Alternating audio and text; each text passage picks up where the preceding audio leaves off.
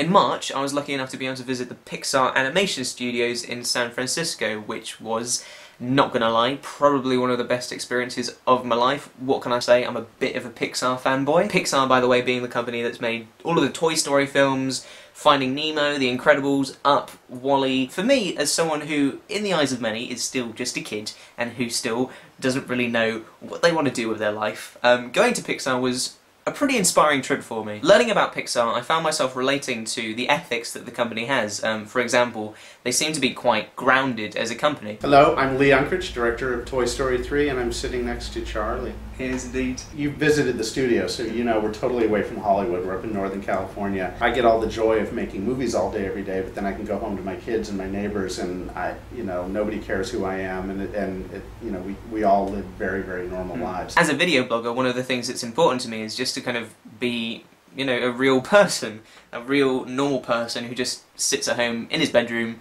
talking to his camera. And I really appreciate that the Pixar employees kind of share that want to just be normal people. That feeling of kind of being grounded in a real normal life infuses itself into the movies. Pixar films have this universal appeal as well, and I really appreciate the fact that they don't try and adhere to any kind of particular audience. So there's something good about it, especially you. It's like you can just completely, utterly focus on what you're making, and maybe you're thinking a little bit about what people will think, but if you're doing something good, you're not worrying about that too much. You're just kind of making what you want to make. We really just try to make stuff selfishly that we want to see. I just try my best to make videos that I myself would want to watch, and I think that results in me caring more about the videos that I make and hopefully making them as good as I possibly can. I mean, I don't know if you read comments about anything you put out there. Yeah. So, you get good and you get bad, but hopefully there's a trend towards the good. I'm so grateful to have stumbled across YouTube, to have these amazing opportunities like going to Pixar come my way. But with the opportunities that I'd found myself with, I was really having trouble trying to work out what on earth I wanted to do with my time, and I think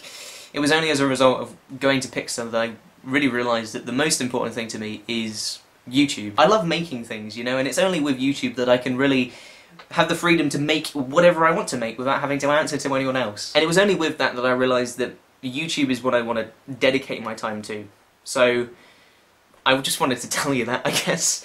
I want to dedicate my time to you. Apologies if you're expecting something more comedy-ridden, but I really just wanted to talk today. Thank you for putting up with me. That is all. However, if you have a little bit more time and you want to play a game, I recently made an episode of Truth or Fail, all about Pixar, which you can play straight after the outro, so keep watching if you want to play that, and if not, doesn't matter, you can do whatever you want with your time. Anything you would like to say to my lovely audience? I'm thrilled, beyond thrilled, to be sitting here with Charlie. I'm not going to dye my hair. I don't know. That was kind of dumb. You can do it again if you want.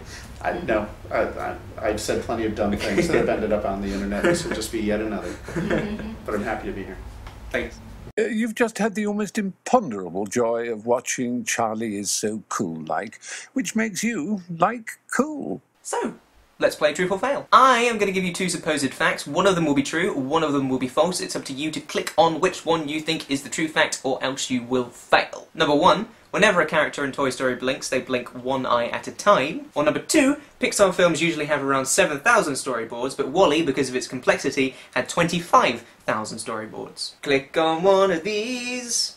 It's your job to click on one of these. It's either that one or that one. One of the two. Doobly-doo. Click on one of them, it's your job, or you don't have to if you don't want to, but I would like it if you did, so I can stop doing this. Dooba-dooba-doo, click on one of these, dooba-dooba-doo, click on one of these.